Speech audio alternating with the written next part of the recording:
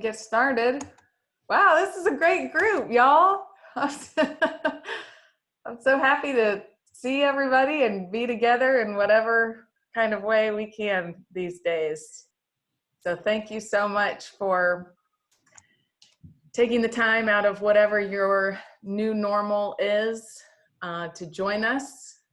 We have lots of people on the call. We won't do full introductions because we want to honor everybody's time, but we have several people from America's Promise Alliance on here who, as all of you know, is the group that has provided us with the funding to host these convenings and talk about social emotional learning in the out-of-school time space. So we'll break up into smaller groups in a little bit, and you'll be able to kind of meet everybody in your smaller groups. But we've got 31 people on the call right now, and that's excellent. I'm excited. Yay. Okay. Hello, everybody. It's Savannah speaking, and just echoing what Megan said, I do want to acknowledge that I know that this is a challenging time and a weird time for everybody. So again, I appreciate whatever you've had to do to kind of mute other distractions that are going on to join us, but really excited that you could be here with us. As Megan mentioned, this is an opportunity that couldn't happen without the support from America's Promise Alliance and their How Learning Happens initiative. And this is the second of 4 meetings that we're doing related to social emotional learning. So our first meeting, of course, was at the end of February, where we had 2 presenters, Priscilla Little and Dr. Susan Thomas, to really create or develop a foundation for what social emotional learning is. We're talking about youth engagement today. We'll also, in this series, be talking about implicit bias. And then our final meeting will be diving into more practices related to social and emotional learning. So thank you again for your participation. Throughout these meetings, we hope that you're able to take notes, but also start processing how you can use the information you're learning to create an action plan. So what we're gonna do is bounce it over to Ron Fairchild, who you hopefully have seen throughout some of our meetings, to talk a little bit more about action planning. But before I get to Ron, I want to share, Megan said that we have several people on the call, but I want to acknowledge our presenters today. We have an awesome facilitator. Of course, I am up there, you know, Megan and Ron. We have the lovely Polly Edwards-Padgett, but we also have Dr. Linda Sprague Martinez, who is from Boston University, who will be helping facilitate some of our conversations. She has a lot of expertise in youth engagement. And then in just a second, Megan will be introducing Polly as well. But I did want to note that we have a couple of people on the call that aren't normally with our Spartanburg group. So now I'll pop it over to Ron to talk a little bit more about what our plan is for action planning and the framework that we'll be using for that. Well, thanks, Savannah and Megan. And I just want to add my thanks to all of you for prioritizing this meeting. And in a time where we have to distance ourselves physically, it is so reassuring for us to gather virtually and to remain connected and remain engaged around these issues. And, you know, it couldn't be more critical and more important to talk about youth engagement, but also to talk about social emotional development during the unprecedented challenge that we're dealing with the COVID-19 pandemic. I wanted to just build on what both Megan and Savannah have said, that this sequence of learning opportunities is designed and put together very thoughtfully with support from America's Promise, and hopefully will help you build an action plan. As I mentioned during our first gathering that's focused on social, emotional, and academic development, that oftentimes we go to trainings, we get good information, and sometimes the best of intentions, we go back and, you know, sometimes those are one-off trainings that don't actually get translated into action. And what we've been trying to do with these opportunities is make sure we're prioritizing, what's the actionable takeaway? What's something that you can take back to your programs, to your organizations, and actually use and have that inform what you do as a matter of routine and as a matter of operations for your program. And so what we did was, building on our first training with Dr. Susan Thomas and with Priscilla Little, we tried to develop an easy one-page 100-day action plan that's designed basically for you as organizations and as programs to kind of take back and apply some specific things in the context of your individual program or setting. And we align this purposefully and intentionally with the findings from the National Commission for Social, Emotional, and Academic Learning. There were 5 big areas that they focused on in terms of emphasizing what they call a practice agenda. So the agenda around what we would actually do in schools and in after school and summer programs to actually align the work that we're already doing with the findings of the commission and what the science is telling us about adolescent development and youth engagement. So we identified these 5 priority areas. Those line up with that report that Priscilla talked about and that she will be revisiting with each of you. And those 5 domains are setting a clear vision and making sure that everyone is on the same page about the science and about the importance of social, emotional, academic development, a focus on improving the learning environment, making sure that that those environments are safe and supportive and that really help establish those meaningful relationships, teaching some specific skills and goal setting, conflict resolution, having those explicitly taught and embedded and integrated, building your staff capacity, which is certainly what a primary objective of this and the other sessions that we'll be doing.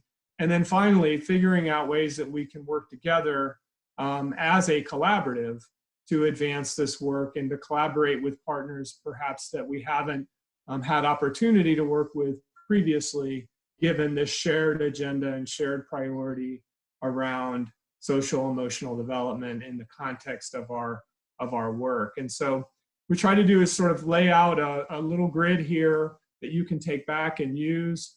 I know Meghan and Savannah will circulate this after this gathering today. We have, an area where you can put down an objective or 2 that you would want to focus on as a program, what some specific action commitments might be in order to move you closer to achieving that objective or achieving that result, who would be responsible for doing it, and under what timeline. And the idea here would be to find some things, identify some things in the context of what Polly's going to share with us today, what other folks who are going to be speaking, identify some real areas where you might want to take a nugget from this training, this professional development, back to your colleagues, incorporate some of this into your program, and actually structure some objectives and make some action commitments that we collectively as a collaborative can hold each other accountable for and work together on over a period of time. So this is a draft. It's purposely stamped draft. If you have ideas or suggestions for how to strengthen it, we'd love to hear that. But as much as anything else, we just wanted to get you thinking and starting a process to sort of to begin planning for what you might want to do and what you might want to try to accomplish as a result of this professional development. So that's my introduction. I think we've got a little bit of time if there are questions specifically about the action plans or about the process that either I or Meghan or Savannah could answer or respond to. So maybe if you have them, please put them in the chat box, or if you want to speak up, let us know by taking yourself off of mute and speaking up.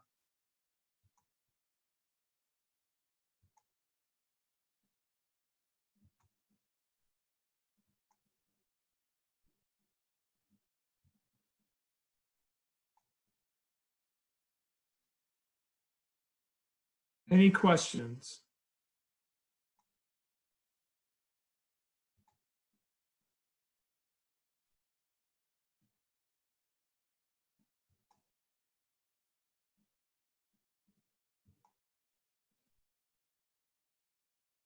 Well, I'm not hearing any questions or immediate feedback. I think sometimes on Zoom calls you have to extend the normal amount of wait time after questions because it takes a little bit for everyone to get going. But if I haven't heard any, and I don't see anyone going off of mute, and I don't see anything in the chat box. So for now, I will go ahead and turn it back over to Savannah and Meghan. Thanks, Ron. I think this is really helpful and gives us, those key priority areas, when and who, SMART objectives, all of the things to kind of break that down, and we'll really build off of what we're hoping to do and be able to offer the collaborative as far as training and especially in continuous improvement next school year. So this is a great start for us to be able to build off of that. So thank you for that. We are now going to jump into the meat of our webinar here with Polly, who needs no introduction for most of you. Polly is a Spartanburg native, and she's been working in the areas of teen pregnancy prevention for over 17 years. She's now at the Mary Black Foundation and has worked very intimately with most of us on this phone call in regards to positive youth development, capacity building for us as organizations, and she's the one who's managing the Office of Adolescent Health federal grant that many of us have benefited from, and the Community Advisory Board, which is really where the whole idea and need for this out of school time was born. And so we wanted to give Polly an opportunity to train us. She has connected most of us with training and has been the one funding a lot of that, but she herself is an incredible resource. And so we wanted to hear from her since she has been in this field for most of her career. And Polly, we will kick it over to you, and I'll let you share your screen and go from there. Thanks, Meghan. I really appreciate this opportunity. First, I just want to recognize and say to each and every person on the call, as you were coming in, you do this work already. And so it's an honor to get to present this work, but it really serves as a refresher and a reminder of the importance when it comes to developing these action plans. And I laughed with Meghan that you guys know that I am a in-person person. I like to see your faces. I like to engage with questions. And so this is really hard for me. I think I'm sweating more than I normally do. So be patient with me. But you guys are doing such amazing work. And I hope that while you're listening to this, you're going to know a lot of this information, but really thinking about how this work applies to developing your action plan. And one of the things that I know in working with young people is that youth engagement is often not forgotten, but not always on the front burner because of grant deliverables, because of expectations of other responsibilities. And I find that at least every 3 months, I sit down with my ladder and say, are we really doing this? And so it's not something you can be trained in once. It really is integrated into how you do your work, and refreshers are always a good thing. So I'm going to share my screen with you.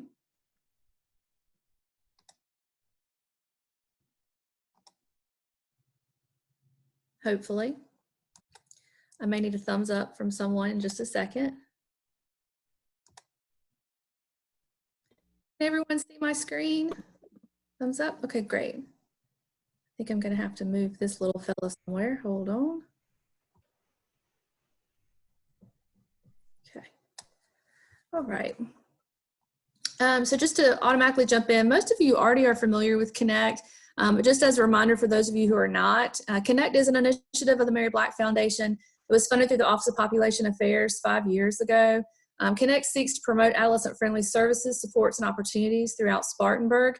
The ultimate goal of the grant is preventing teen pregnancy, but one of the things our Community Advisory Board talks a lot about, which you'll see here in youth engagement as well, is that positive youth outcomes for all adolescents, all health outcomes when it relates to youth are interlinked. And so it's important that when we're talking about youth outcomes, teen pregnancy is not the only outcome we're looking at, because overall adolescent health is going to contribute to unplanned pregnancies as an adolescent.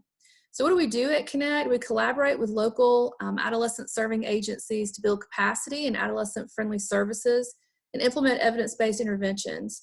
Through these efforts, Connect seeks to break down the barriers to address the needs of youth. Once again, we can't do that without youth engagement, and to improve the outcomes for our most valuable resource, which we truly believe is our young people, the next generation, which is why social emotional learning, youth engagement, these are fundamental tasks in adolescent growth and development for our future adults. I cannot see your chats so that you know. So if there's questions being asked during the presentation, if Megan, you could give me a little, and I'll have to change my screen to look at those. Who are our partners? We seek to connect with youth and organizations that want to impact adolescent health to ensure they have the capacity they need to provide seamless adolescent-friendly services, supports, and opportunities to the youth of Spartanburg. So most of you already knew that information. So really what we're going to jump into today is really talking about what is authentic, effective youth engagement, understanding the practical implications of youth engagement. We're going to talk a little bit about the latter and the importance of youth voice, understanding how youth engagement builds the social emotional learning competencies. I was looking through my notes and talking about whether you're talking about social emotional learning, positive youth development. At the end of the day, we're talking about building protective factors for young people. And so we're going to talk more about how all of this work fits into those frameworks. And then reflecting on where we are in youth engagement and where we want to be. Once again, this is a process, and you're going to move up and down this ladder based on different grants that you have, different projects you're working on, different youth that you're engaged with. And so just knowing that you're not ever going to be stuck in one ring. And you're in any point, even right now in my life, I've been doing youth engagement for 17 years. My first youth advisory board was 15 years ago. Those young people, I've got one of those young people in New York right now I'm very worried about. I've been engaged with youth in this work for a long time, but at no point have I ever perfected it. It's always been a give and a take. Every project looks different. And so I'm going to share with you my lessons learned, which some of those lessons learned will be my failures in some of this work, but knowing you never stop it, it's always a growth process. So the first thing I want you guys to know is that we know what quality youth programs look like. This research is very clear. This is given to us by our federal funders.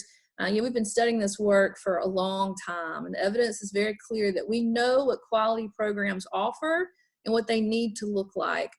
Physical and emotional safety, supportive relationships, opportunities to belong, positive social norms, support for efficacy and mattering, opportunities to build skills, and integration of school and community efforts. It also includes intentional focus on a range of youth development outcomes, building connections and relationships, deliberate program structure, design, and delivery, intensity of contact, and support for continuous reflection and data-driven change. Now, what I would say to you is that if you go back and look at these lists, you can't offer a quality youth program if you're not doing youth engagement. Who's to tell you what belonging means to you other than the youth? Your perception of what is belonging to you is very individualized. Social norms. I don't know the social norms of teenagers. I'm in my 40s. I'm in this house. This is my lived experience. Norms are going to be different for your young people. Mattering. How only a young person can tell you what it means to matter to them. And in all of this work, a lot of what we're looking at is how do we help build young people? We talk about in the certificate program the stages of youth development, early, middle, and late, and the competencies we have to build to move young people through early, middle, and late. Our job as adults is to build those competencies so that by the time they're in late adolescence, they're adults. So if you're working with 15 to 19-year-olds, now obviously there are a lot of things that Dr. Parker talks about that can impact that development, but if they're in late adolescence, regardless of age, that is like an adult. And so what are the competencies and skills that we're building to ensure they're going to be successful academically, successful in the classroom, successful in their next job? Those things are all what quality programs are doing and thinking about, and ensuring that they're engaged in that process. So several things that I think are important is just remembering, like I talked about, youth engagement is central to youth development. And, you know, a lot of people, I think as adults, we want to control and drag kids into youth development. But the reality is they are the agents of their own development. Development is influenced by the people and opportunities that are made available to them through their environment. So one of the things that I really ask people to think through when they're thinking through putting together youth development programs and what those opportunities look like. You think about young people and their environment, how and what kind of environment they're developing in. So what are their supports and opportunities that are available to them? And then what skills and competencies that might be building. I think that's important because I say this, and a lot of folks who know me well talk about this. In the PYD world, years ago, I used to talk about when I was in Anderson, that one of our best positive youth development programs was gangs. Gangs were doing a lot of the things around positive youth development in a negative way. They were building these quality programs. They were giving a sense of belonging, opportunities to belong, supportive relationships.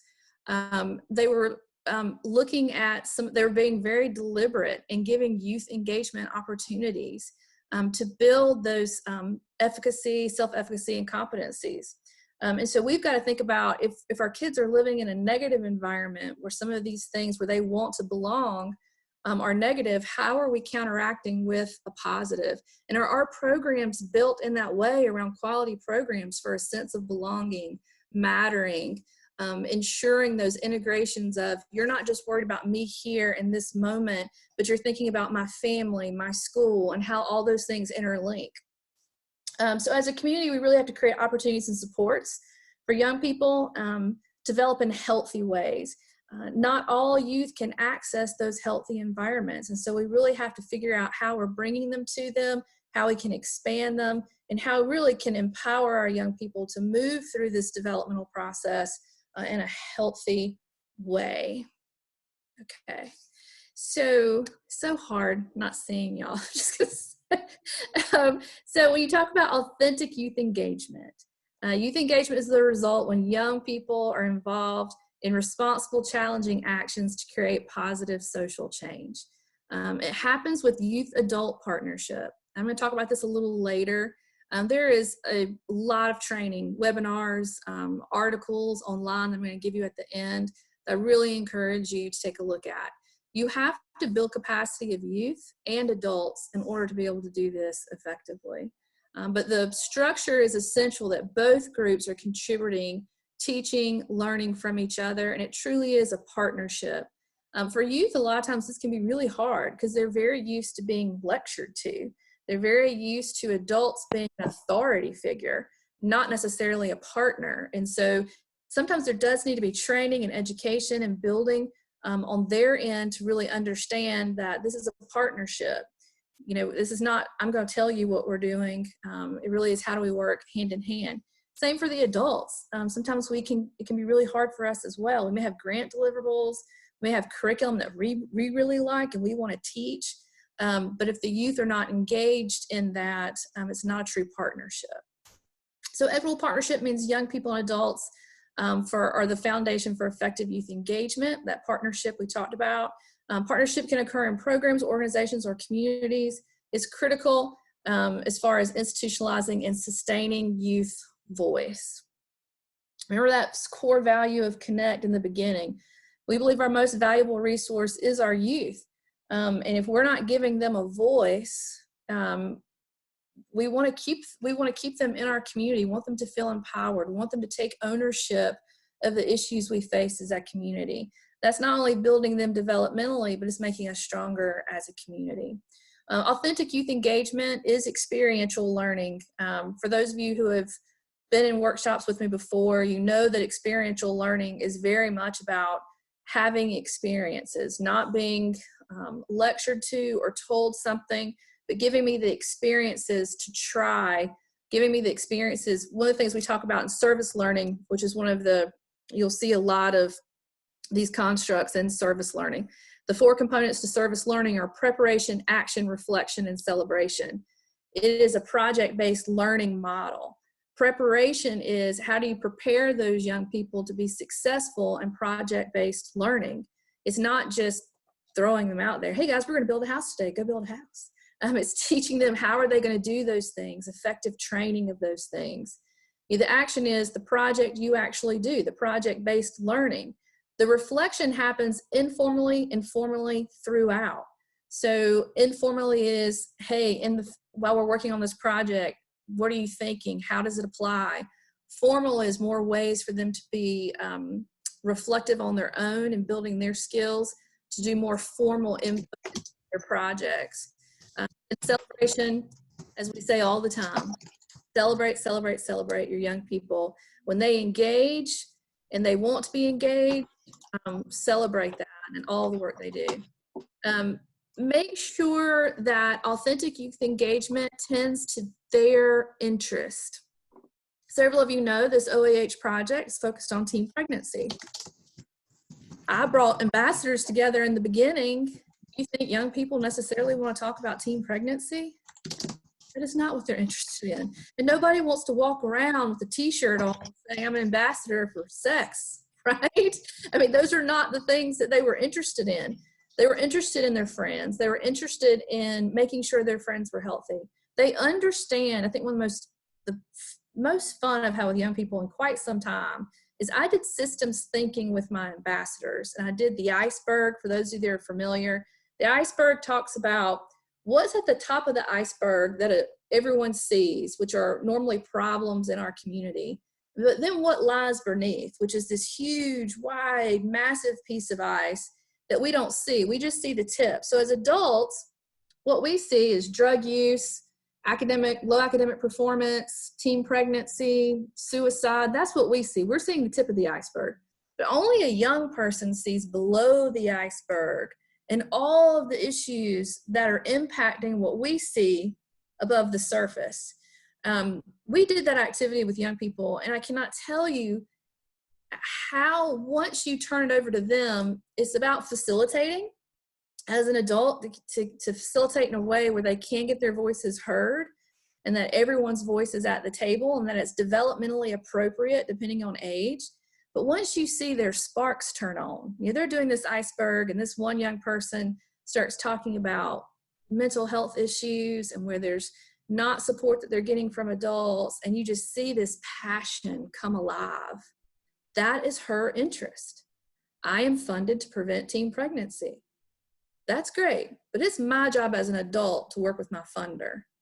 My work with her is like, all right, this is her passion. How do we take this and help her find platforms to elevate her voice, get her voice heard, have her a part of conversations that adults are having around mental health?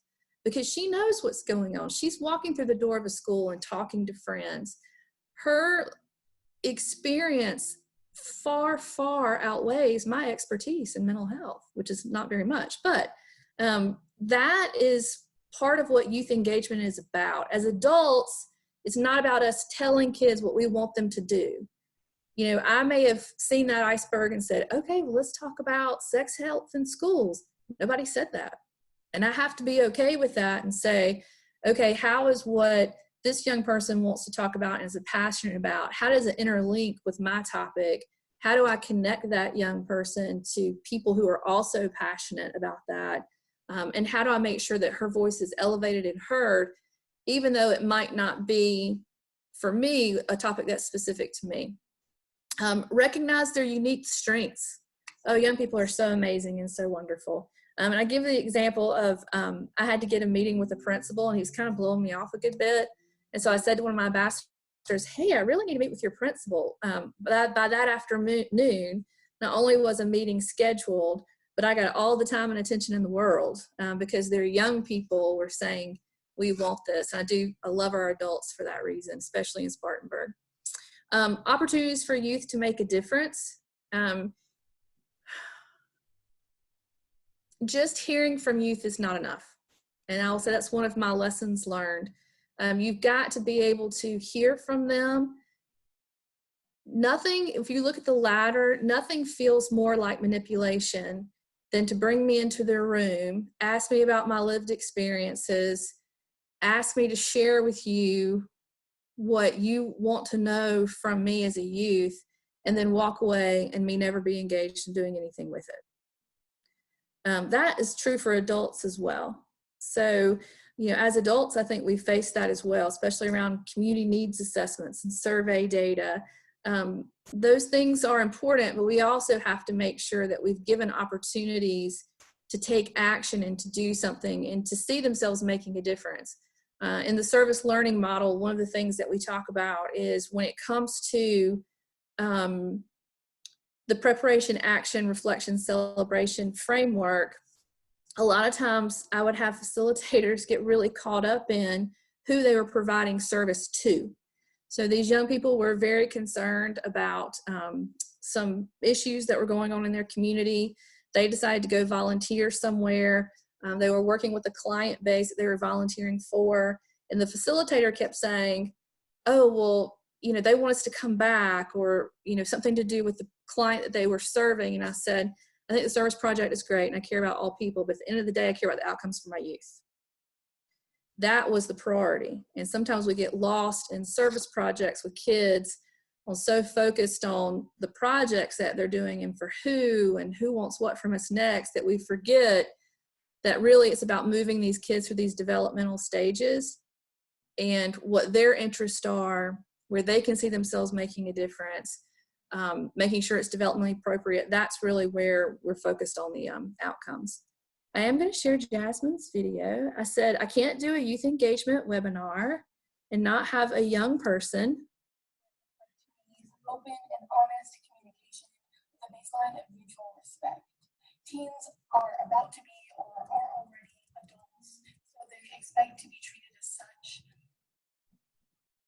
Oh, I'm sorry, guys. I was trying to turn the volume up. Can y'all hear that when I was playing it?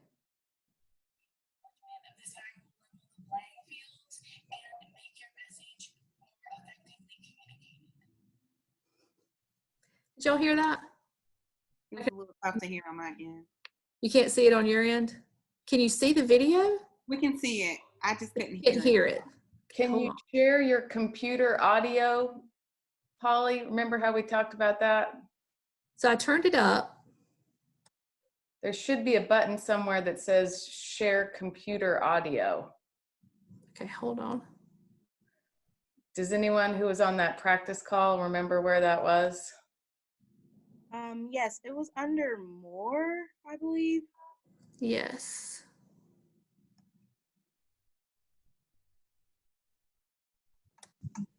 Okay, I'm going to play that again. Does that work? Let's see if I can get it to work this time.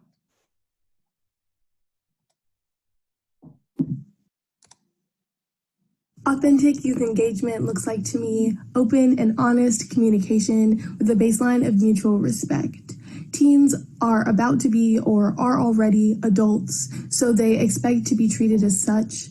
The acknowledgement of this fact will level the playing fields and make your message more effectively communicated.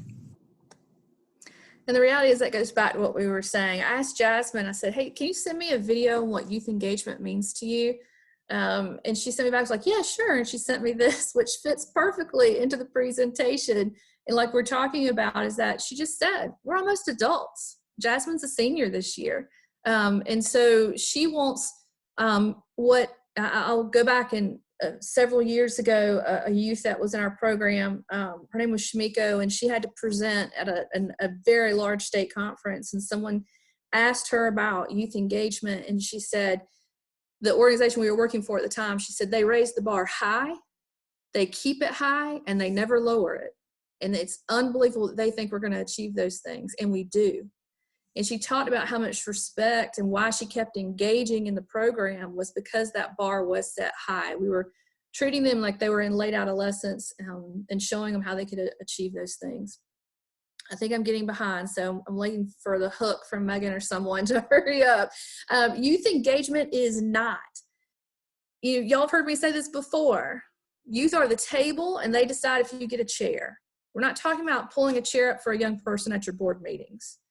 That is not authentic youth engagement, just to place someone on your board who is a young person. It's also not surrendering your role as a guide and as an educator. You're going to be guiding young people on this process. I'll also talk about that. Don't assume that all adults are ready for youth engagement. Like, you shouldn't assume youth are ready for adult engagement, which is why training and capacity building is so important for both groups. Youth, as they get older, they decide what they participate in. And so if you're not doing authentic youth engagement, and we really do talk about youth engagement happens at 2 levels. 1 is the organizational level, and 2 is the programming level. So when we move through these slides, you think about organizationally, where are we? And then programmatically, where are they? Where are you? And just remembering that at the end of the day, the more youth engagement is happening, the more youth wants to engage in the program. I did pick on Zay, Antoine's on the call, because this was one of our first ambassador meetings. And it was definitely a you're told to be here situation. And then we're going to show you where he's moved on that ladder from being told to be at something to being a community advocate. So this is the ladder of engagement. You guys have seen this already. I keep this printed out in my office. I also give it to youth occasionally, about every 6 months. I have my ambassadors say, where are we in this process? You guys read through this before you participate in the webinar, so you know most of this already. Just remembering that those bottom 3 rings, manipulation, decoration, tokenism, is not youth engagement. We've all been there. I'm smiling because there's a few partners on the call that we've been at things where we said, oh, hey, how'd you get here today? And it was, she told me to be here and she dropped me off. We're going to have that in our programs where sometimes kids are forced to be involved regardless of their interest. And so that may happen. And the question is how can you continue to engage that young person authentically to keep moving up these rings? Decoration, this is something too that we see a lot with traditional education. You're told to be there, you are there, you don't really know why, but you're being told something. And that's a lot of what traditional education does, especially in preventative health. For years, we did a lot of, you have to sit through this and let me tell you what you need to know. Tokenism is you appear to be giving a voice, but in reality, you have no decision making authority, and you're told how to participate in the program activity. One of the things that we talk about is think about when you're planning your programs, when you're looking at how you put your programs together. Some folks will say, well, I had to start a program. So I started a program and some kids came and it was manipulation, but we had to do that. That's okay. We don't like to start there, but if that's where your program had to start, think about how you're moving them into these other rings. I think Zay's a great example. That when you saw that picture of Zay, that first meeting was definitely in the 1 ring. Those are typically the kids that come in, throw a hood up or a hat and lay their heads down and are like, I'm here because I have to be. You want to move them beyond that. When you look at degrees of participation, this is where you want to be. I try to, when thinking about our youth ambassadors, we talk a lot about when we first started, really, how do we start at ring 4? How are we engaging kids, letting them know about what ambassadors will be doing, what they'll be interested in, making sure I check in with my kids pretty frequently as ambassadors. Do you feel like we're in these 3 rings? Even when I asked Jasmine to do the video, I was like, hey, would you be interested in doing something for us? Was really trying to say it's about youth engagement. You've been such a wonderful ambassador and a RISE activist. Would you like to speak with our adults? And all I said was, just anything around what you want to share with youth engagement. I could have sent her a script. I could have sent her a lot of things, but that isn't going to be moving you down more towards the decoration phase. So just thinking about where you are in these is important, especially as you put your 100-day plan together. When you're putting your programs together, I think sometimes it's easier than organizationally. Organizationally, this is about, is your CEO, is your school district, is your board of trustees on board with youth having decision-making authority? That has been a challenge for me throughout my career. It's all well and good until youth want to have a voice around something that may step on toes. And that has been, can be a challenge. And so you've got to find, I think sometimes in getting up to that number 8, sometimes organizationally can be one of the biggest barriers, and all adults in the organization being on board with youth decision making. Youth engagement as collective action. This is something we've used for an initiative we have here in Spartanburg, which several of you are familiar with.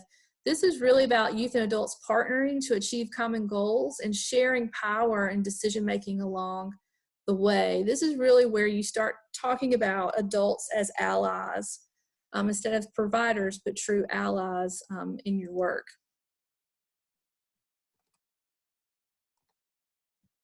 Will it play?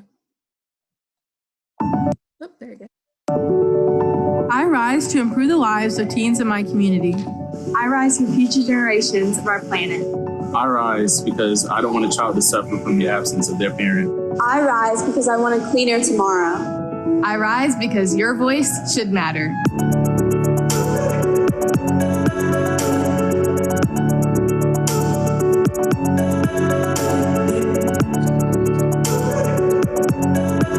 I rise because bystanders who don't do anything are bullies too. I rise so teen voices won't be silenced. I rise because I want people to know me and hear my voice. I rise because I've seen too many of my friends fall victim to the use of drugs. I rise because I want to be involved in my government. I rise because I want youth justice. I rise because all races matter. I rise because no one else will rise for me. I rise for the people who can't. I rise because I saw my friends fall off. I rise because some people won't.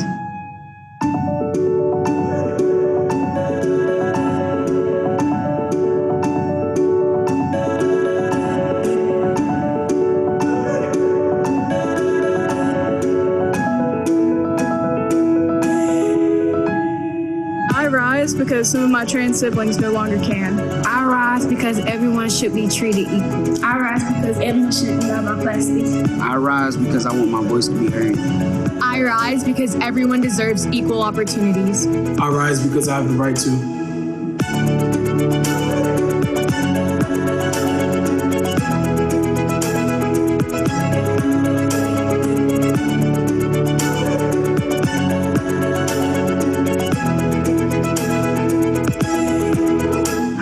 Because my voice matters. I rise to speak truth and spread love. I rise because I want to make a change in the world. So one of the things we talk about is really how do you elevate youth voice and give them platforms. It's one of the things we've done some things very well with RISE. We do a lot of training of the youth and the adults. We give them this platform to elevate their voice. The one area we know we need to work on is how do we move them into collective action together. And that has been a struggle for this project, but at this point, we really feel like we're moving more towards a collective action model. So as you can see, young people want this opportunity. And for several of you on the phone, first of all, several of you on the call, there's a lot of our amazing youth serving providers on the call on the webinar today are in this video. And, I think that anyone who's engaged in that process can see our young people are very passionate. They lead putting together what the day is going to look like. They lead their sessions. They lead what the action is going to look like afterwards. And I think that as that continues to grow, it's a wonderful model for youth engagement. Remembering that keys to collective action is openness to new ideas about youth-adult roles, skills to facilitate a collaborative process, transparency about power. I think that's big to be upfront with kids from the get-go. There are some things that your organization may not be able to give them decision-making authority over, or things that your board's going to say, no, they can't be engaged in that. And be transparent on the front end about that. Identify issues of deep concern. A lot of times we as adults come to the table with, just like I mentioned earlier, we want you to talk about or address or discuss, and that might not be what their concerns are about. So you've got to make sure that you listen first, which we're going to talk about, to really understand what it is that they want to get to the root causes of. And then remember being in it for the long haul. I think this is a lesson learned for me. For Connect, we've worked with trying to engage youth in different ways. Ambassadors are part of our model, but the reality is that you have to have a staff person dedicated to youth engagement, and we just didn't have it on this project, which is where I see that rings of those ladders keep moving up and down because we don't have really someone committed as part of their responsibilities to ensure this is happening authentically.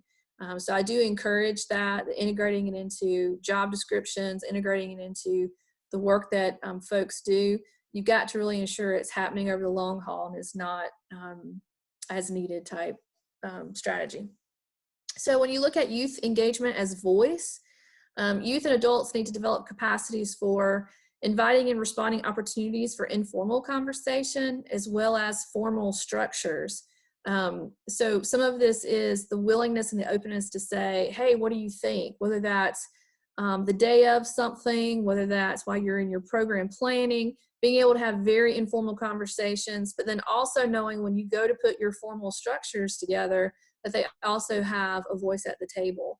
I think one of my greatest lessons learned on that was when we did the listening campaign for girls in the city. You know, people were like, oh, well, let's give them gift cards and necklaces, and people had all these ideas around incentives. And our young people, the most popular incentive we had was a book, and no one had thought about that. It was kind of something I had done with Susan around summer reading, but the girls were asking for the books, and can I get more than one book? And the books were meaning more to them than some of the other things we adults had thought through. So once again, just always making sure they're at the table and providing their input. Effectively facilitating dialogue, making sure you have a facilitator that asks the right questions, very open-ended, and allows them to guide is important. Active listening, applying new learning, and then understanding and appreciating each other's strengths and perspectives. So youth engagement is ongoing, inclusive, visible, and authentic. I think here it is really important to remember that listening should always be happening and their voice should always be at the table, whether it's before the program starts and program planning, implementation as it's happening. No better facilitator than young people, especially young people who have been through similar experiences. And then also evaluation, all evaluation they should be engaged in, as well as providing input moving forward. So I'll go back to Zay. This is a great example. I know Antoine's gonna be like, there he is again. So the young man you saw who was scratching his head at the beginning of the session, where I definitely was a manipulation type situation, being told to be somewhere. It was about, you know, him getting engaged, hearing his voice and what he was really interested in. And for him, he had a very passionate story that he really wanted out and he wanted people to hear. And until we authentically listened and got him linked in to the allies that could really help him move his initiative and his passion forward, this is from my Brother's Keepers Rise annual conference, where Zay was featured as one of our young leaders. I know Antoine can comment a little bit more about that in the chat box if he's still there. But he went to a national platform to really talk about what he was passionate about, and was actively engaged and having a voice through these different initiatives. Once again, I think this does speak to turfism as well, that sometimes can happen.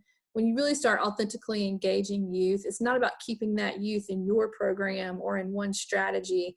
It's about building them developmentally and moving them on to what's the next best thing for them as well, and what's going to keep building those assets and what's going to keep moving them forward, and finding the right partnerships to be able to do that. So we talk about listening. Am I okay on time? I can't see anything down here. Am I okay on time, Megan? Yeah, we've got maybe 7 more minutes or so.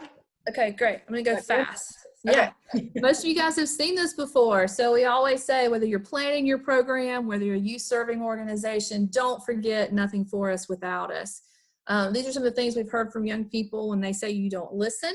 Also really think about how you land on people and are you trusted? I know how, if you don't know me and I'm working with young people and they don't know who I am, I know how I land on people as soon as they see me. And that's okay. And I'm not trusted with all young people. No one is. And so one of the things we really thought through a lot with listening was, how could young people be our listeners? And so we do listening campaigns where we train young people to be the listeners, and they come back and give us what they're hearing from their peers. So this was our first listening campaign. We really listened to our young people, heard what they had to say. These are the things they talked about, what they wanted adults to know, what some of their biggest concerns are. Notice that on this bubble, young people did not talk about the things that we adults talk about the most. We talk a lot about teen pregnancy, drug use, violence, community violence. We talk about mental health. And a lot of the things they were talking about didn't necessarily, they interlink, but they weren't talking specifically about those things. So the 3 things the kids walked away with, and you guys have seen this, it's on the Connect website as well, were the 3 things that young people cared about, which was about preventing violence, the gang activity that was impacting some youth, not all youth, but some of our youth really were seeing that as a huge barrier. And they were providing that sense of belonging that we talked about earlier. And then drug use and how that was across all sectors of young people really struggling there. One of the things that we talk about with listening, just like we said earlier, we honored that folks were sharing these experiences with us and their concerns. They shared with our young people, and then they came back and reported back to us what they were hearing. But we said to them, okay, well, so now that we've listened, what do you think is vital? What are some things that you would like to see done? And what was your ideal community looking like? That is important if you're listening, to really understand what action they think needs to be taken. And the one thing we got wrong on this, which I'll talk about in a second, is then they should be engaged in making that action happen. Because they had had their voice heard, they had shared with us what they wanted to see in their community. The next step should be them being allowed to make a difference in that, in their community. And that is one mistake we made here, which we'll talk about. So these are some of the things the young people were saying to us. Once again, what would be ideal? What would you love to have in Spartanburg? We told them it was a utopia. Money was no object. You know, a lot of adults would assume that kids would ask for coffee shops or arcades. They didn't. A lot of people who run programming also would hope they would ask for programming. They didn't. They asked for basic needs, being able to get access to stores with medicines when their families needed them, having musical outlets, access to healthy foods, green spaces, opportunities to get outside of Spartanburg. Sorry, I thought that was a child. It's my dog. So, you know, all these things were important to them. And so one of the things we had to process for as adults is they weren't asking for prevention programs. They weren't asking for seminars and lectures. They really were asking for basic rights for anyone to be heard, to feel safe, to feel supported, and to also have their parents feel supported. One of the things I think came out of this that really never left me was a young woman who said, "You care so much about me, and all you keep offering me and talking to us about, meeting at school in the community, is how to be in a healthy relationship, you know, warning signs of an unhealthy relationship." She goes, "But you don't care about my mother. You don't care about my father," and that they're living in those experiences. And until you show me you care about my family, then you don't care about me. I think the same feeling and sentiment came out with DACA students who were saying, "You're so worried about me getting into college, but that will mean absolutely nothing to me if my parents are deported." I think it's one of the things when you go back to those quality programs and that indicator around integrated family and community supports, we also had to really be thinking through how are we supporting not just young people, but their families as well. So the biggie here, which I know we talked a lot about last time we got together, which is how does social emotional learning work into our programs? Just remembering, as Dr. Thomas shared before, social emotional learning is not based on prescribed curricula. It is not a lesson 1, lesson 2, lesson 3. It really is a reflection of teaching strategies and practices that are youth-centered. I don't think there's any greater example of social emotional learning than youth engagement. When you look at the 6 domains of social emotional learning, it's about emotional management, empathy, teamwork, responsibility, initiative, and problem solving. So, you know, you can clearly see how these things are built into youth engagement, youth-adult partnership, understanding, having a voice, a sense of belonging, responsibility. You know, Jasmine recently and I had a conversation about that she feels this responsibility of making sure her seniors are registering to vote. If you know Jasmine, that's voting and voting rights is her huge passion. Those are all things that are building those protective factors that we talk about all the time in protecting young people from whatever outcome we're looking to achieve with them. I'm going through my notes here. Just remember, this is a lot of information, and it's just really scratching the surface to youth engagement. I'm going to give you access to a website that's got a lot more deeper dive information. Remember to listen. That's number one. You really shouldn't start putting together a youth program in the community, whether it's a summer camp or now we're talking about web-based learning for kids as well. We really need to listen to our young people and understand what are their concerns, where are they, and how can we build things that are meeting their needs. Once again, ensuring that they're authentically engaged in that process, that they have a voice, and that voice we can elevate that voice, whether it's in programs, organizations, as well as advocacy.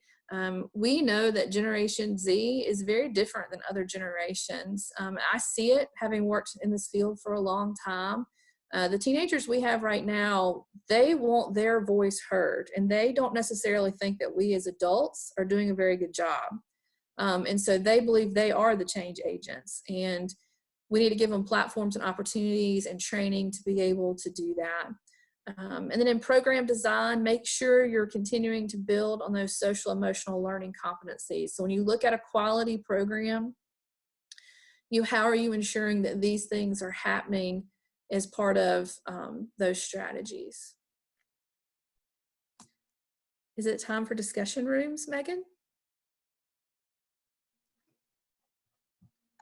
It is, yes. If you're done, Savannah's going to explain the next process while I break everybody up.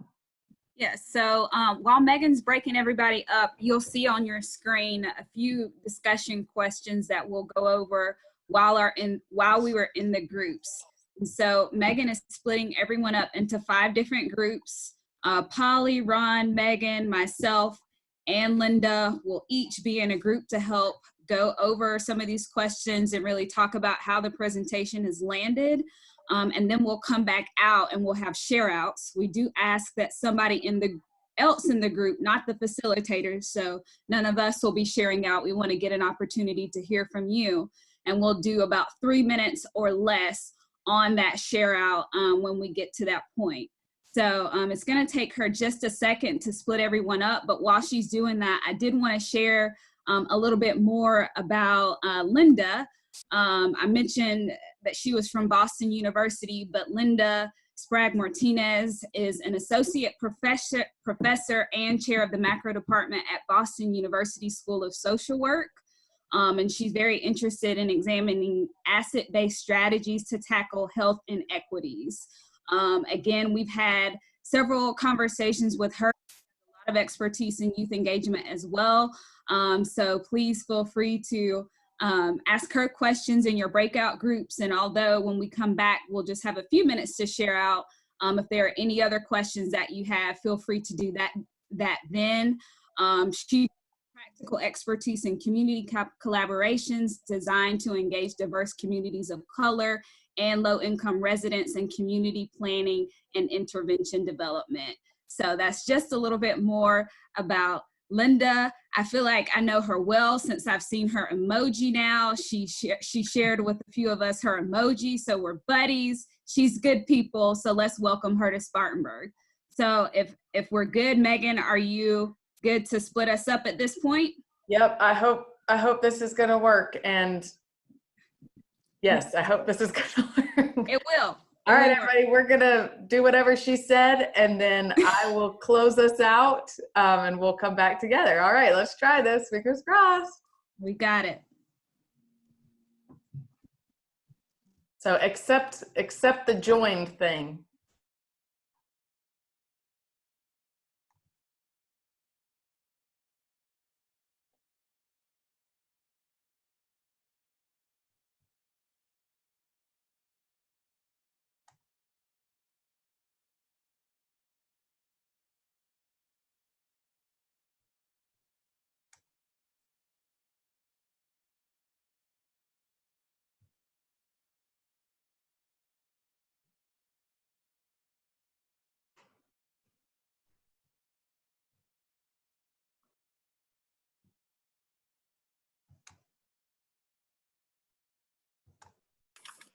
Hey, it's Lauren.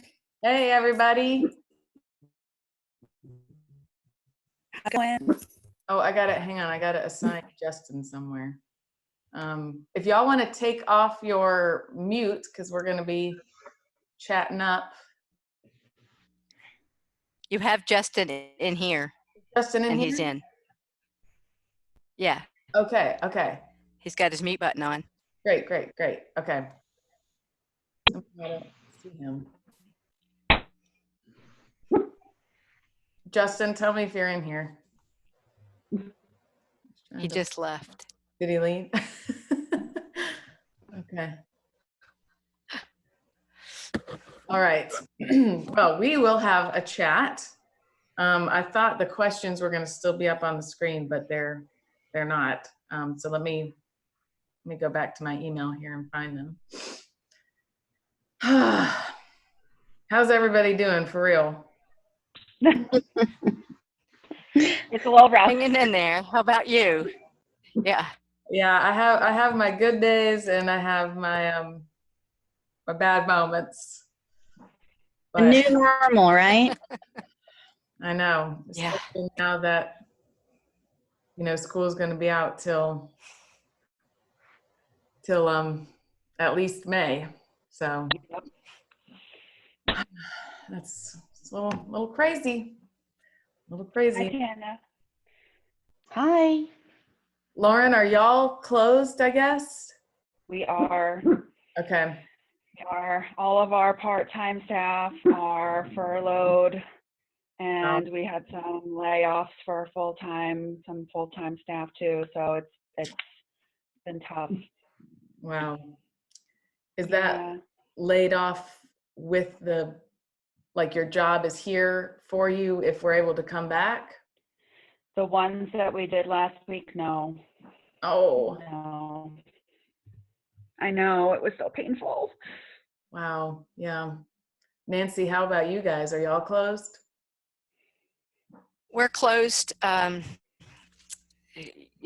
We still have to care for the horses and all of that. So we are financially, keeping our fingers crossed. We're supposed to have a fundraiser that starts in a couple weeks online. I don't know that that's the right time. Yeah. Still working on this, trying to get through this permit issue. It has taken about 6 hours a day to work on the permitting for the new office building. Oh, wow. So I got stuff while we were on the phone, and it's just crazy. So yeah, we don't know, what's going to happen. But financially, we've got a little bit in reserve. Okay. So on a separate note, I wanted to ask some of the grantors whether, the whole project-based grants was still going to go ahead, or whether they were going to set up for potential emergency grants just to keep the doors open, stay sustainable. Yeah, didn't know if you'd heard anything. I haven't heard anything. I haven't. We got that email from Mary Black. Do you get any grant funding from Mary Black? I was working on a grant application, so I haven't gotten an email from Mary Black. Can you send it to me? Can you forward it to me? Yeah, I think, yeah, I can. They sent it to those who receive funding from them now, so it probably wouldn't apply if you don't already get some from them. But it was a really great email, just showing flexibility and understanding for kind of the spot everybody's in. Tana, I'm guessing y'all are closed. I'm sorry, I started talking at the same time, so I don't know who you asked. I was saying, Tana, I guess y'all are closed as well? Yeah, we closed on Friday the 13th, so we went kind of early with it. So that was before the schools announced. Okay. Just kind of had a, gut feeling thing that that's what we should do, because we're usually here all day on Saturdays. So we just thought, I don't know, we just went forth with it and was just hoping that was the right decision. And of course it was. Yeah. And that was before really hearing, about everyone else's decision. So we kind of, jumped ahead, but I'm still glad that we did that. We've been trying to do a lot of virtual stuff, group meetings and stuff. And that's been good, for the most part. And for those others that don't know who I am or where I'm with, but I'm with Uplift Outreach Center. So we have an LGBT youth center. And so I don't know, I just feel extra pressure, of course, because of just the, vulnerable state and the, mental health and just the isolation and so forth. And so we've done groups through Discord, which I'd never used that app before, but it's actually a pretty cool app. I guess it started off as a gaming app. And allowed 10 people on the server at a time. It's funny because, I'm in my 40s, so what it appears to me is like a chat room, like an old school chat room, but they call them servers. And so Discord, with all of this going on, they opened it up to allowing 50 at a time. So, I mean, that it's ended up being, we have 2 different age groups, and we probably have about 15 in the app of the younger group and about 20 in the older group. So that's not too bad. Right. It's funny because what I'm keep on hearing is that, I don't have time to do that because I have all the schoolwork to do. Because they just got plastered with schoolwork. And so I kind of have mixed feelings about the schoolwork. At first I'm like, does that really matter right now? But then on the other hand, if it's keeping people preoccupied that need something to do, then I think that that's good too. Right. Keeping them busy. Yeah, I hear Idle you. is not good. Right. So hopefully, as with everything, I think balance is good. So, Yeah. Well, Tana, as a former mental health therapist, I would just say that structure is really helpful. Right. But those kids have got to have a safe place to talk with people who can hear them and not judge them.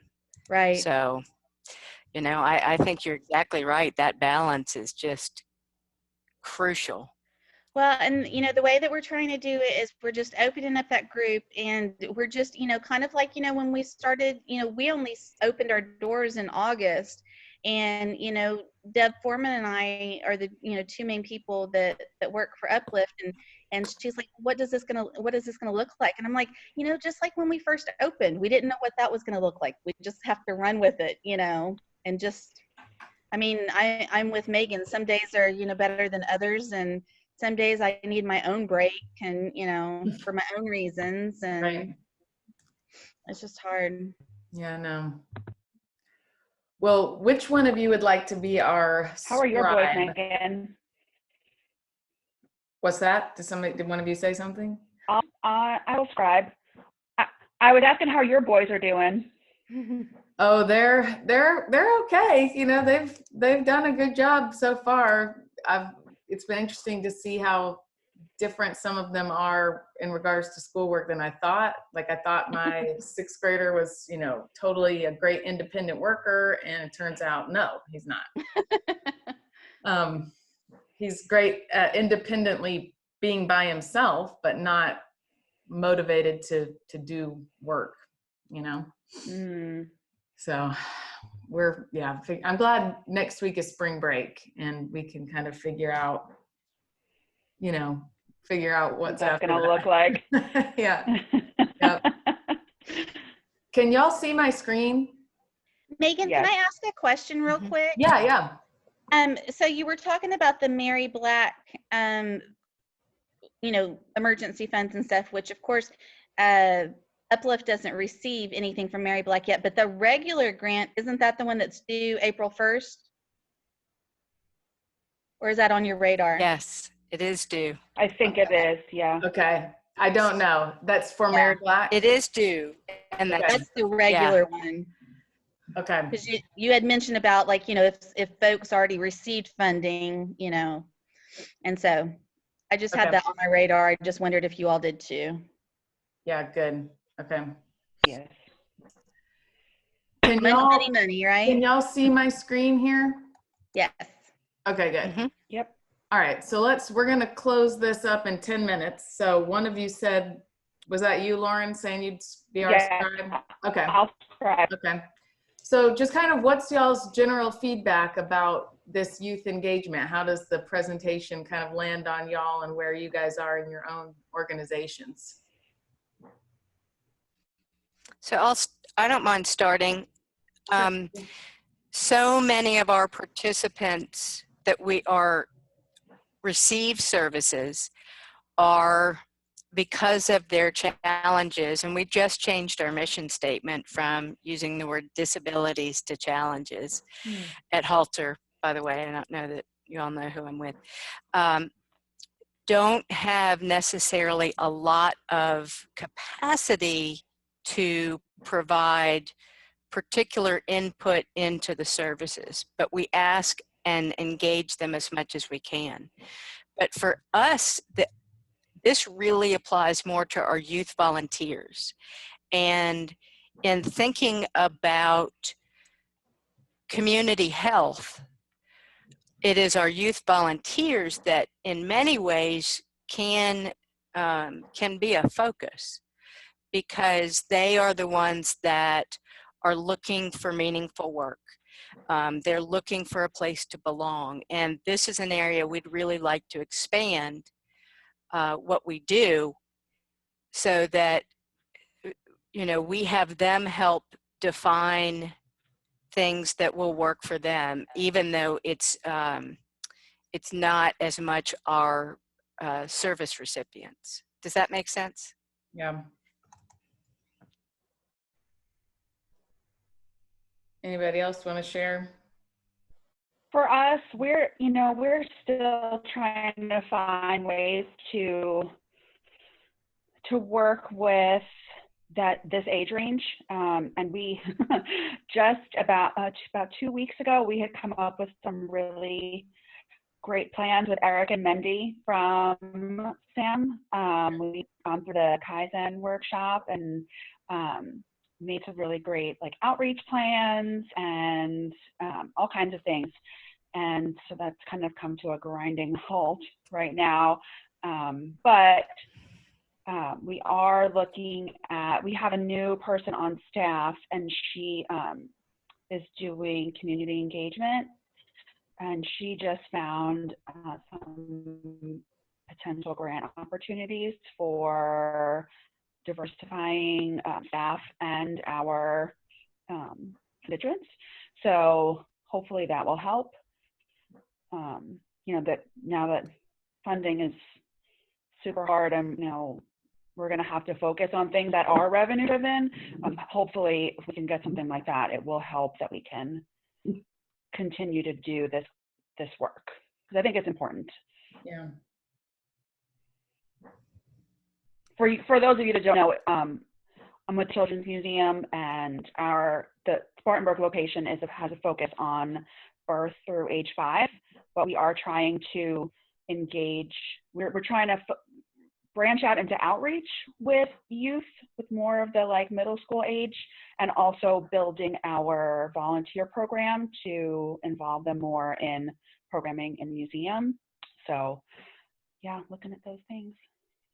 All right. Yeah, well, in our staff meeting yesterday, Mindy and Eric were talking about working with you all and how well that had been going. Yes, they were so great, and everybody was so excited about it, and then all the world went crazy. Well, and I feel like that's one of the biggest challenges, is trying to move forward with our work while the world is going crazy. Yeah. Yep.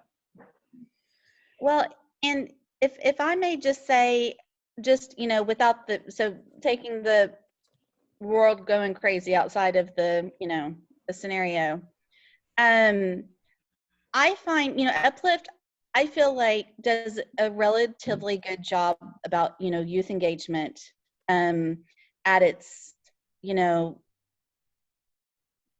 I'm not finding my words today, but just at the basic level. You know, we're still a new organization, and so we're still trying to, you know, form, you know, all of our things. You know, we have a youth advisory council, which we thought would be, it's funny because I think whenever we imagined it, we thought it would be more formalized, where they would want to do it outside, you know, the group. But it's funny because our space is very casual, and so that group has become very casual. And so of course it has, because that's just, you know, the mood and the, you know, the tone of things. But what I struggle with is that the fact that they do come to this, they end up coming to Uplift. Programming is difficult because they come here to unwind and to decompress, and of course to be around other people that are like them and feel their support and so forth. And so as a person that does the programming, it's like I tease that I'm like a parent trying to sneak in the vegetables all the time, right? And we do try to, I mean, we do try to do those things. That's just my joke, but we do try to, of course, have organic conversations, which we had a really hard time with our volunteer staff, because a lot of our volunteers are, you know, LGBTQ themselves. And so they're like, well, we should be doing it this way because this is what I wish I would have had whenever I was younger, you know, kind of back, you know, just the adultism, you know, in its best. And it's like, yes, we understand that, but that's not what they're here for. And that's not how they're going to stay. And so I think we do a decent job engaging the youth, but what's hard is keeping them engaged. You know, that's where the challenge is because on one day, you know, it could be one way and they're feeling, you know, the energy level is really high. And you know, we even see them twice a week, which I feel is pretty good, you know, numbers, and pretty often. But it's just then, you know, the next week or the next day, the next, you know, program, and they come in and, you know, they're not as excited and they're not as engaged. And what's really sad, what really breaks my heart, is that we had already received one small micro grant to have a queer prom in June. Yeah. And it was something that they were so excited about. We applied for a second one. And they were so excited about planning that. And, you know, we all know with planning something like that, you know, there's budgeting, there's, you know, scheduling, there's, you know, all of those kind of life skills that we hope to be able to accomplish, but, you know, like, again, hidden in a way that they're not like, oh, I don't want to talk about budgeting. You know, it wasn't in an exciting way. Yeah. And I'm like, wow, I mean, not that we hadn't had other things that they were excited about, but that was like probably the most. And then it looks like that's going to be taken away from them, or at least, you know, postponed. And it's just kind of, so anyway, I know I ended up talking about the world coming to an end after all, but but you can't avoid it, you know. I know, right? So it's just, I mean, I think that's just, you know, I'm pretty good about like meeting them where they are, you know, on a daily basis. And what's hard is that whenever the group grows larger, is trying to meet everyone where they are, you know, at the same time. Right. But it's just a tough game to play. Yeah. Without, and there is a little bit of manipulation there, you know, usually it's in the form of pizza, right? So, but since you bring that up, and we have 2 minutes left, I would love to. Sorry. No, it's okay. I'd love to hear where each of you kind of think you are on this ladder and where you feel like you can realistically get to next. You know, sure, we all want to be at a number 8, but if we're at a number 2, it doesn't really get there. So, because y'all, I'll just piggyback on what I was saying already, just really briefly. Yeah. But I feel like we bounce around. Yeah. Okay. Up and down the ladder. Just realistically. Yeah, depending on the event or. Mm-hmm. So I would say we bounce a little bit. We're probably a little bit 5 and 6. We're developing a volunteer committee, and that includes youth. And yet I'm thinking we may actually need a whole separate one, because in the volunteer side, the adults want, I think, some different things than what the youth want. And we do think that they can be very creative in how to engage them. So that's part of what we are trying to work on actually now. We're trying to hang on to our full-time volunteer coordinator, even though we don't have any money coming in. Yeah. So that we really do meet the needs of our youth, because we feel like the more engaged they are, the better they're going to have solutions to problems. And I think the one thing that I really liked about this presentation is that just reiterated that there's no way we can get to their viewpoint if we don't give up our assumption that we know what's right. Sure. We've got to set aside our own, stop listening for what validates our own thinking, and really listen, and be willing to make changes if there are ways that we can do that. And set aside our own agenda. Right, right. All right, Lauren, you want to close? Exactly, yep. Sure. I think with the conversations that we've had so far with the people that we're trying to start our teen volunteer program with, I'd say logically we would probably be like 5 and 6. Sure, I'd love to say that we would just start right out at an 8, but that's not realistic. But I think without having so much of this information, like from these sessions and from the fundamentals course, I probably would have started out at a 1 or a 2. And I think I really do have a better perspective now. Good. Yeah, I think the FYSP, Nancy, I don't know if you've been through that yet or not. I know Tana, Lauren, and I have. It's amazing. Really good. Yeah, when it comes back up in the fall, definitely encourage you to go through that. But we have a whole day on engagement and, you know, what it is, what it isn't. We didn't talk about this ladder. I really like this ladder. It's really helpful. Mm-hmm. I like it too. I saved it. This ladder. Can we get like a copy of this image? That'd be great. Yeah, I snipped it out to y'all. Yeah. Yesterday. So you have this. Oh. And I looked through it. It just didn't resonate with me. All right, it's going to kick us out in 5 seconds. It's been a lot of fun, ladies. Be well, Thanks, Megan. I don't know whose sweet baby that is, but that was very sweet. My daughter, Sadie. It's not yours, Molly? No, mine are older. That was the sweetest ever. I miss sweet babes in the house. I hear it too.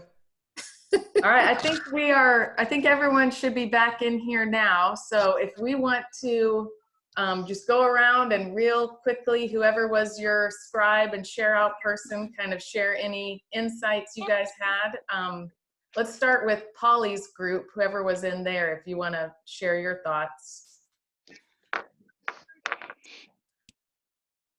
Oh, or anyone else want to share? I'll share because I have to step out. Is that okay if I share, Polly? Sure, you go first, sure. Okay, so one of the things that came from our group, myself as a scribe, so y'all bear with me. But and question one, how did the presentation land? One of the things that came up was grappling with the idea that youth, that 15 to 19 age range are sometimes considered adults, and we talked about how sometimes young people can be marginalized when we take that approach, as well as although the age may signify adult or close to adulthood, that you still have the development, the brain development, the cognitive abilities or what have you, or lackness that may be there developmentally, that they're still developing, and even as adults many times with the adult brain, that we are kind of ever evolving, ever changing. So sometimes that happens. Too much accountability sometimes placed on 15 and 19-year-olds. Sometimes we could expect too much, or we push young people or pushing our kids too early into adulthood. And one of the things that kind of came from that is sometimes based on their demographic or their socioeconomic status or what have you, sometimes that's for the betterment because they are thrust into those opportunities that they have to engage in certain ways or adapt because of life matters or life issues or what have you. We also talked about the youth-adult partnerships, how it's necessity in the work, as far as what the presentation showed, as well as youth engagement.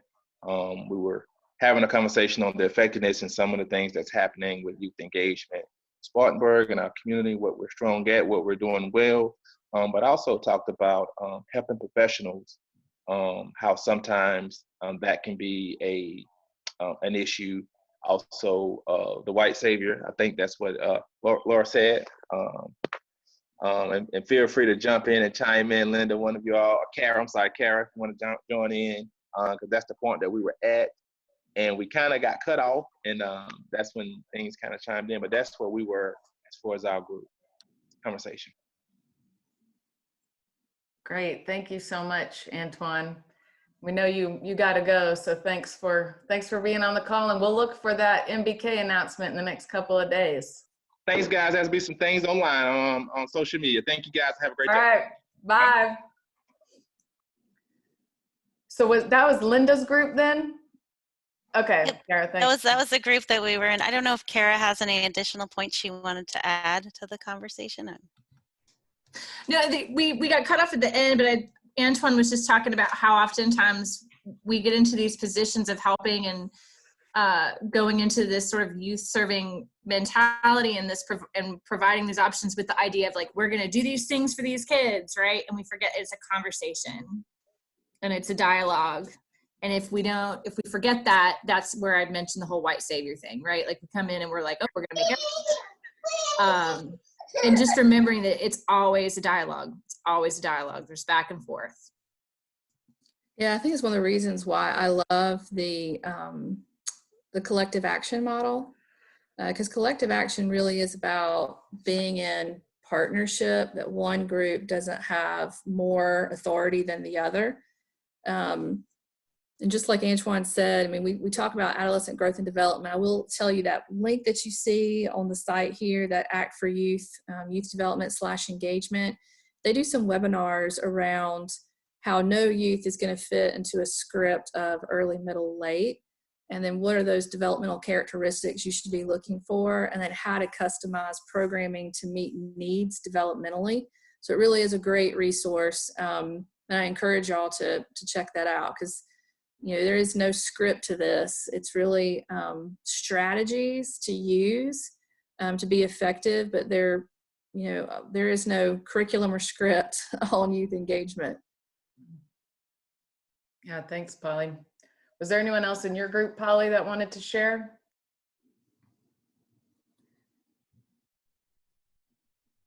I had some folks. I don't know if they want to share or not. All right, maybe we'll jump over to Ron's group, and if anyone at the end wants to add their thoughts. Anyone from Ron's group? Yeah, I think Nico was going to share for our. Yeah, hey everyone, Nico Connolly with America's Promise Alliance. I was in a group with Ron and Terrence, and we talked first about how the presentation landed. Pretty much everyone in the group had seen you present before, Polly, and gave you very high marks. Really loved the presentation. We talked about how, as youth development organizations in different settings, in reflecting on the ladder of engagement, we often find that as you go up higher and higher, it gets harder to do. And that we spend a lot of time talking about youth voice and preaching about it. But then when we, reflect, as you mentioned, every few months or whenever we're at an opportunity like this one, we realize that it's really easy to get stuck once you make some progress. So maybe there's a challenge there too that we wanted to name. Ron also made a good point about how in your when you were talking about the systems thinking exercise with the iceberg, that so often young people themselves are the experts of what is happening below the water, right? And they are and to the point of, the adults in a project or in a room or in a program might not even know what those circumstances happening below the water are. But yet we are hesitant to empower young people to make change at that level on those below the surface systemic issues that are manifesting in what's happening above the surface. I think Terrence had a couple really strong examples on two examples. One was about how, with COVID-19 and his organization's response to it, how they are soliciting feedback from participants in their programming, and how doing that feedback process of young people and parents, they are now designing a virtual platform for young people to do music production and access resources, and that feedback process was important. And that kind of underlined that there's a real opportunity right now with COVID-19 for young people to have more agency in their education and in how they spend their time. And then the other example that Terrence shared was around a big barrier to authentic youth engagement, which is oftentimes young people come up with these big and really good goals for what they want to do, but that they might not be as realistic as we as adults and as program providers are able to do within financial constraints. And so how do you balance the excitement of big, bold ideas with the reality of constraints in this work to keep the young people engaged and to make progress? Yeah, that's why we talk about transparency is so important. You have to be transparent about, financial limitations, organizational limitations on the front end, because the worst is to get them to dream big and then share, oh, you can't really do any of those things. So sharing that on the front end. Mm-hmm. We talked about COVID as well. And, Bo had asked a question around putting out some web-based virtual lessons. I will remind everyone, we talk about it in the certificate program, Maslow's hierarchical of needs. And one of the best ways to build trust and engagement from youth is showing them that you do care about their needs and want to have their needs met. And so, if you are planning web-based strategies, making sure that you check in with their mental health, what some of their needs might be, that might not necessarily be specific to your lesson plan. I think that's always important to really authentically engage kids. You got to make sure you are meeting their needs. Thanks, Polly. Thanks, Nico. How about Savannah's group? So in my group was Savannah, Rachel, Devin, and Kim, and pretty much everything that everyone else has said. We discussed it in our group. We talked about the iceberg and the ladder as well. And in my group, we were kind of able to they actually helped me strategize a little bit more as a dance studio because I'm able to service ages 3 to 18. And I guess being that my program was already pretty much structured, I was just kind of looking for ways to engage them more versus you know, just them coming to class and like it's dance class as usual. And so we were able to just kind of like strategize, like Rachel had given me the idea of like literally just like sitting in a circle and talking to my kids and listening to them. She was saying like, from her expertise, like kids come up with the most amazing suggestions, especially like the younger ones. It's not just about the older kids. And then it was also suggested, you know, just to create almost like a mentorship program between the older dancers and the younger dancers, because I find that a lot of times kids listen to older kids, they don't always listen to adults, and there's probably some things that they can kind of just connect with, and it kind of gives them a little bit of responsibility and relationship as well. So I really like that suggestion. Also, Devin had also talked about how within his program, he has kids ages 14 to 18, and being that they're getting paid, it's a little bit different for him as well, because his structure is already there. So we kind of brainstormed with him on how he can also engage the youth by asking them like, what are some other things that they're also interested in. So really, I guess we really dived into like just the how, because we got the information. What really resonated with us is just how do we do that? And then like the takeaway is maybe looking into strategies on our information on how to train our youth. I know Savannah had suggested, or someone suggested that maybe probably you have more information on how we can train the youth within our program to facilitate either programs or facilitate, you know, peer-led meetings, questions. Like I would love, personally would like that training on how I can train my older dancers on how to even lead within our organization.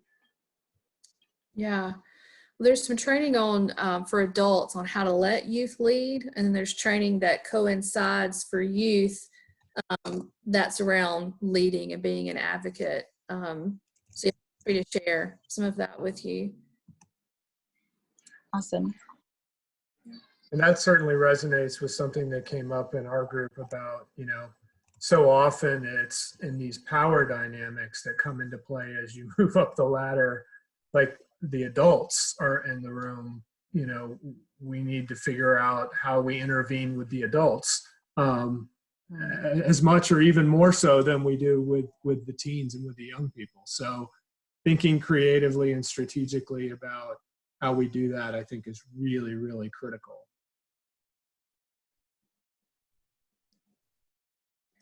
All right, last but not least, we have the group that I was in. Lauren, were you going to share out for us?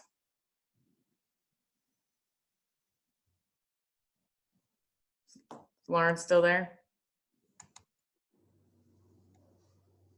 Can you hear me now? Yes.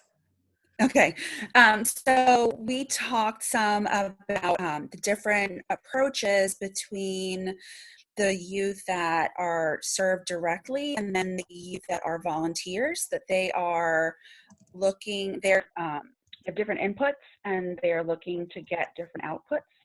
So they have, you know, different needs that need to be addressed, and their input needs to be looked at in different ways and taken in different ways. And also how to find the balance between giving them a space where they feel comfortable to be themselves and a space that they want to come to and, you know, feel laid back and feel welcome, but then also kind of sneaking in that programming sometimes. Tana had mentioned that she feels like she's a parent sneaking in vegetables into their food. That she's trying to, you know, always find that delicate balance between, you know, working in those things that she feels are really important. And then also battling that adultism that she has a lot of volunteers that say, well, I really wish that I had this when I was young, so this is really important and we should really do this. And that does seem important because they're reflecting on what they felt like really would have been important to them in their lives and those kind of similar situations, but it is adultism. And so, you know, really trying to look at what the youth are saying is actually important to them. And a few of us said that we probably are looking at probably a 5 or a 6 on that ladder. But I said that I probably would have, before being part of the collaborative and before taking the FYSP course, that I probably would have started out at a 1 or a 2. That this has really given a whole lot of perspective about how really to engage, really take their needs into consideration a whole lot more.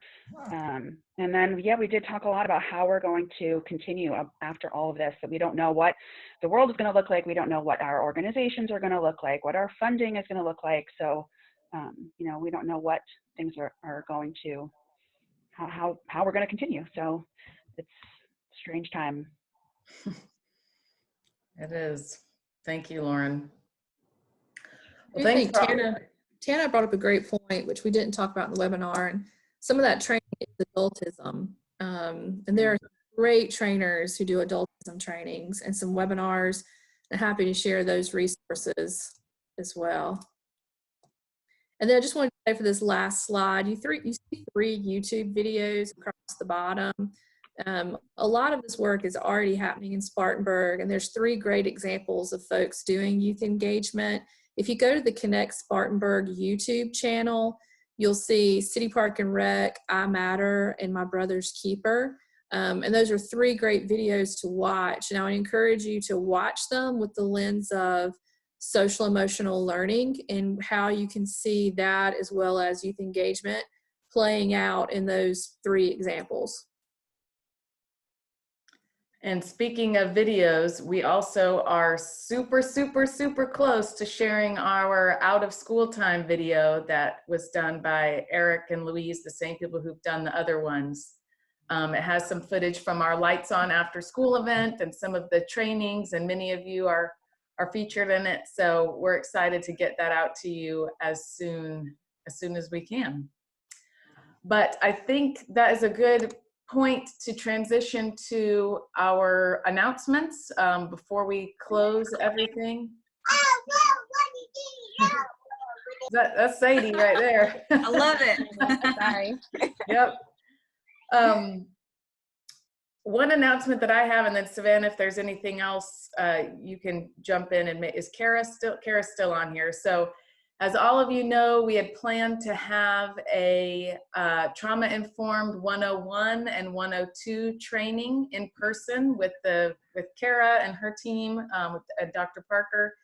USC Upstate has gone to all online classes, which means we are working, or Kara and Polly are actually working to figure out how we can move that training online. Kara or Polly, is there anything you want to say about that? We're still working on it. Okay. we're all working on this, and we know that this is a requirement for summer shakedown funding, and we are going to figure that out for you. The funding that we have for that is still there, and we're gonna find a way to make it work, and we're all praying that we still have summer programming. We'd love to do it in June. If we get a go ahead for June, yeah. Okay. Yeah. So just stay tuned, everyone, and you'll hear from us on what next steps for that is going to be. Savannah, what else did we have? Will you put up our announcement slide? Oh, yes.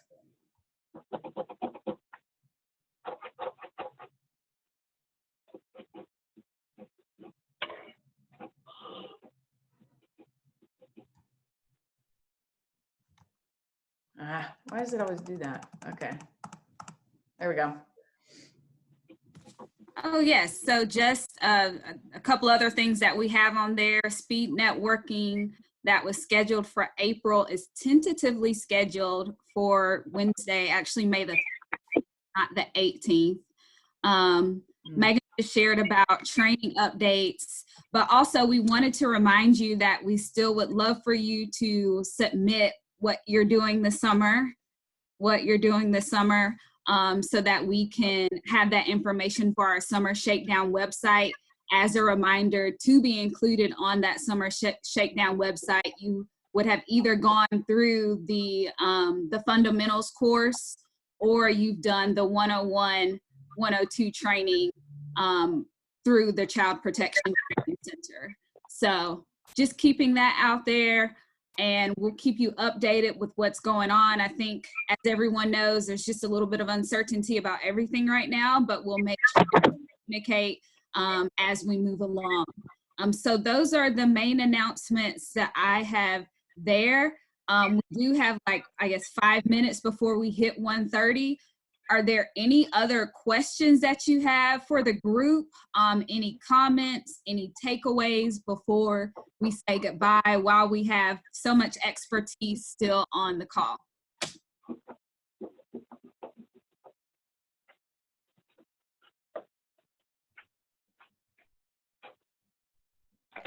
I would like to share a story that I used to be a mediator, and I had a child had stolen a television set from an older gentleman.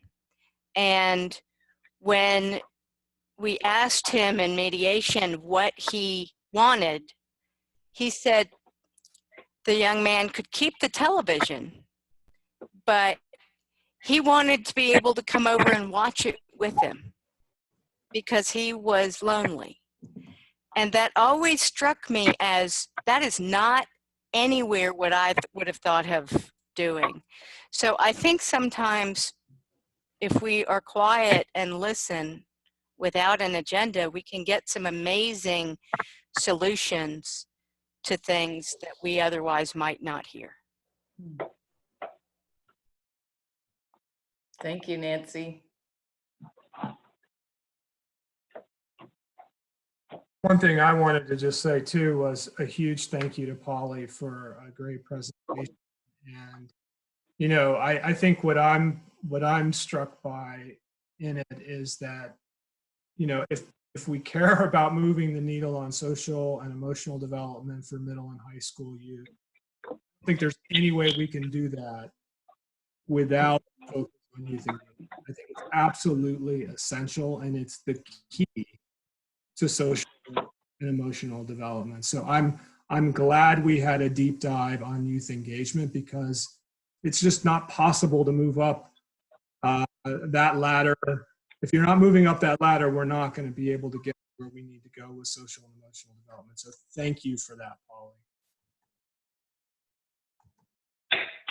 Thank you. Like I said, I don't work with teens anymore, so it's an absolute honor to work with every single one of you. And anything that Connect can do to help, whether it's webinars or maybe one day in-person training again, to reach out to us, absolutely. We want to say thanks to Linda and Nico and Rachel and Mark, and if I missed anybody else from the America's Promise team, thank you all for investing in this collaborative and in the work that all of these organizations are doing to impact the lives of our youth. So we're continually thankful to that, and to Ron, our favorite consultant on this work. But with that, Polly's going to get us the slides, and we'll be able to get that out to everybody, as well as the action plan document that Ron went over. So you can look for that from me or Savannah in the next couple of days. And we will just keep everyone posted with the training, but please do get us your summer shakedown stuff, because we're going to move forward in faith. And please, everyone, stay home and wash your hands. And with that, I think, are we good? All right, well, y'all are free to go eat your lunch and enjoy the beautiful day outside. Thank you, guys. Everyone. Thank you. Miss you guys.